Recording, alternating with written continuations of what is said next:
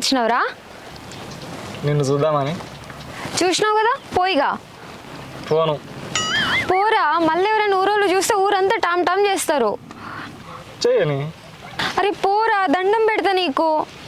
సరే సరే పోతా కానీ ఒక కమ్మ పెట్టినావు, ఒక కమ్మ తీసేసినావు. స్టైల్ ఆయే. అయ్యో నాకమ్మ ఏడవైందిరా. ఏమైంది అంత టెన్షన్ పడుతున్నావు?